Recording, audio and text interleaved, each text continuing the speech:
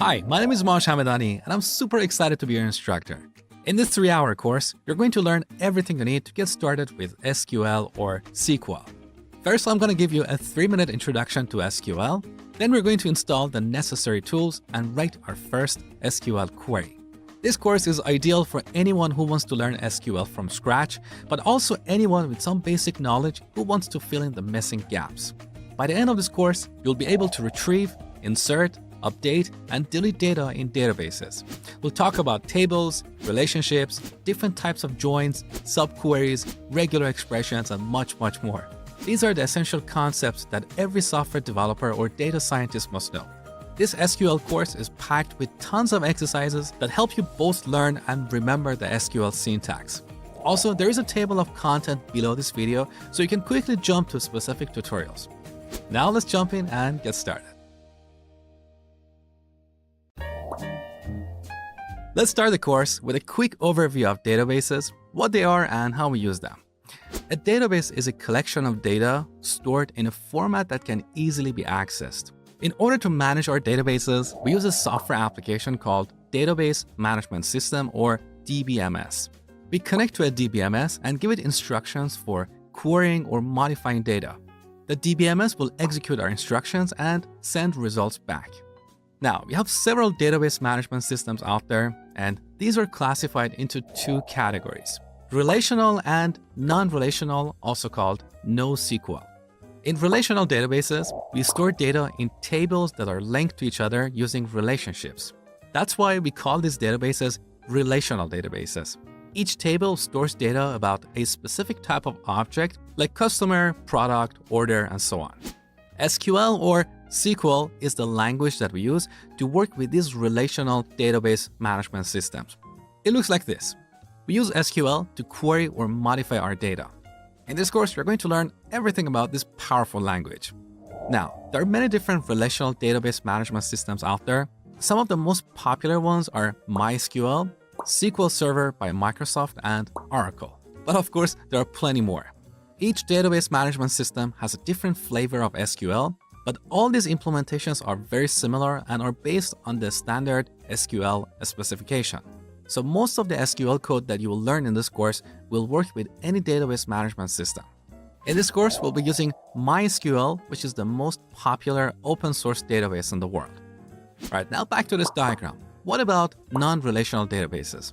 In non-relational databases, we don't have tables or relationships. These databases are very different from relational databases, but that's a topic for an entirely different course.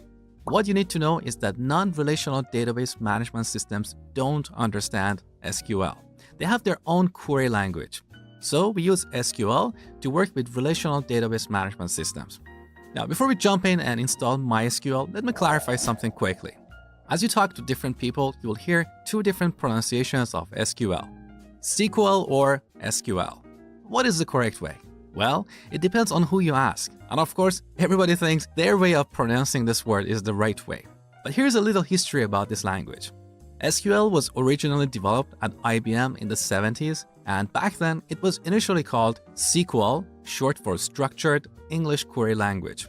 But they changed the acronym to SQL because SQL was the trademark of an airplane company. So to this date, there's been an argument about what is the right way to pronounce this language. Generally speaking, people in non-English speaking countries call it SQL. I'm used to calling it SQL because it's shorter and sweeter than SQL. But if you prefer to call it SQL, that's totally fine with me. I'm not going to get mad at you. So that's the history behind this language. But what about MySQL as a software product? Developers of this product prefer to call it MySQL rather than MySQL, but they don't mind if we call it MySQL. In this course, I'll be teaching you SQL with MySQL. Hey guys, Mosh here. I just wanted to let you know that you really don't have to memorize anything in this course because I've created a complete cheat sheet with summary notes for you. You can find it below this video in the description box.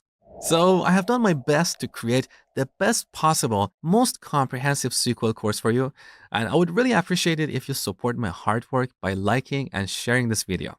Thank you so much. Now, let's continue. In this tutorial, I'm going to show you how to install MySQL on your computer. Now here I'm using a Mac, so first I will show you how to install MySQL on a Mac computer, and then I will show you how to install it on Windows. So if you're a Windows user, feel free to skip this tutorial. Now, open up your browser and head over to mysql.com. Then go to the downloads page and scroll down to the bottom. Here you should see MySQL Community Edition. This is absolutely free, and we're going to use that throughout this course. So let's go ahead with that. Now on this page, click on MySQL Community Server. And then on this page, you should see available releases for Mac OS. So in this list, download the first item, which is a DMG archive. All right. Now on the next page, click on No Thanks, just start my download. All right, as you can see, we are getting a DMG file, which is basically a setup wizard. All right, now the DMG is downloaded, so let's open it and then double click on this package.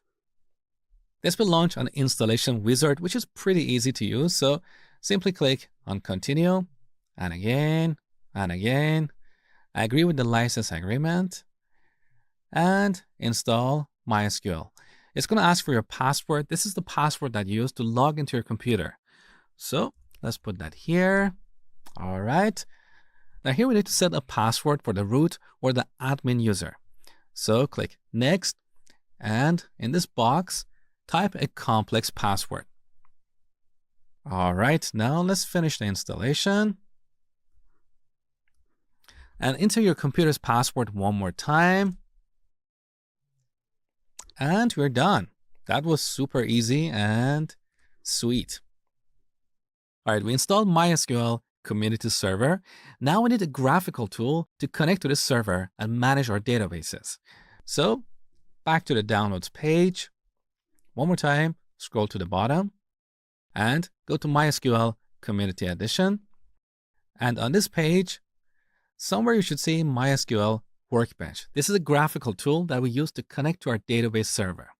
So let's go ahead and download this as well.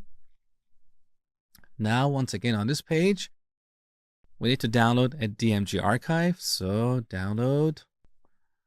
And again, we have to say, no, we don't want to log in or sign up. So let's just go ahead and download the DMG. And then open it. All right, you're going to see something like this. So simply drag this MySQL Workbench and drop it onto the applications folder. So let's go ahead with that. Now this is going to copy this into the applications folder. Beautiful. So we're done with the installation. That was super easy. Now press Command and space and search for MySQL Workbench. There you go. Let's open it. Now the first time we get this message, because this is an application that we have downloaded from the internet. So we need to tell Mac that we trust this. Let's go ahead with that. So this is MySQL Workbench. Now by default, you should see a connection here. If you don't see that, you need to create it. Let me show you how to do that. So for this demo, I'm going to right click this and delete this connection. All right. Now let's create a connection from scratch. So click on this plus icon. On this page, give this connection a name. Let's say local instance. Now the connection method that we're going to use is TCP/IP, which is set by default. The host name is 127.0.0.1, which is the address of the local machine. And the port is 3306. This is the default port for MySQL Server. That is the username of the admin. Now we need to enter the password. This is the password that we set during the installation. So click on Store in Keychain. And in this box, type the password for the MySQL Server. All right. And finally, let's test the connection.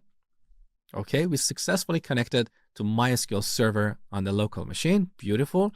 Let's click OK. And here we have a connection on the homepage of MySQL Workbench. Every time we open MySQL Workbench, we use this connection to connect to our local server. All right, we're done with the installation of MySQL on a Mac. Next, I will talk about installing MySQL on a Windows computer. So feel free to skip that tutorial.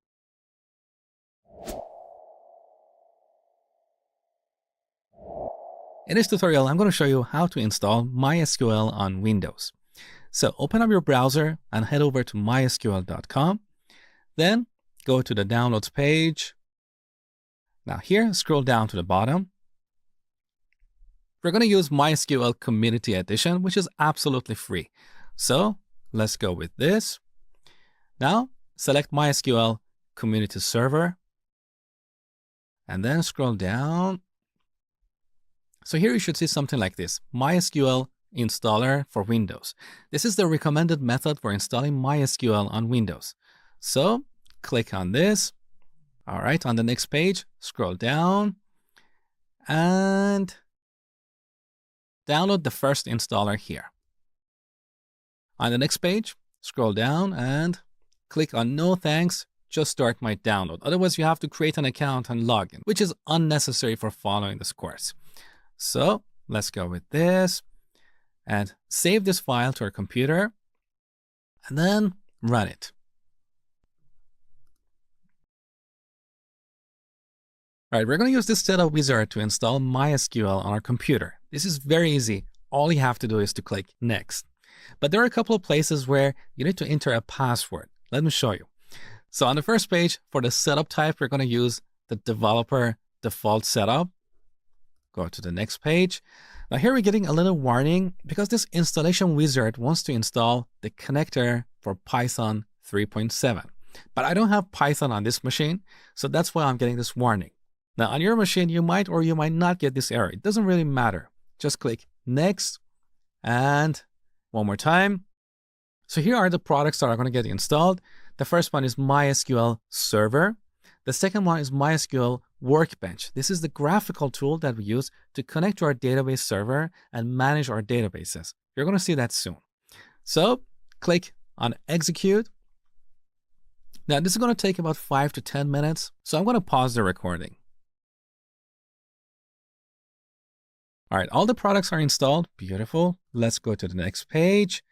And again, here on the group replication page, also click on next. On the next page, which is about networking, leave all the default settings. So let's go to the next page. Now we should set a password for the root or the admin user. So click on next. And in this box, type a password for the admin user.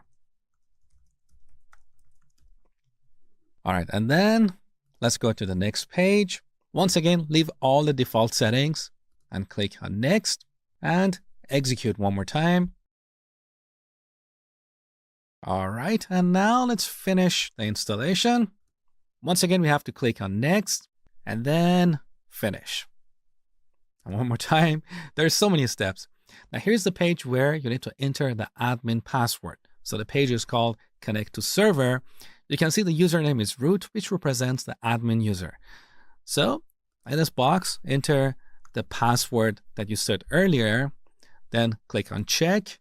Okay, connection was successful, beautiful. Let's go to the next page and click on execute and finally finish. There you go, we have one more step. Next. Now finally, after all these steps, the installation is complete. Now this is going to start MySQL Workbench.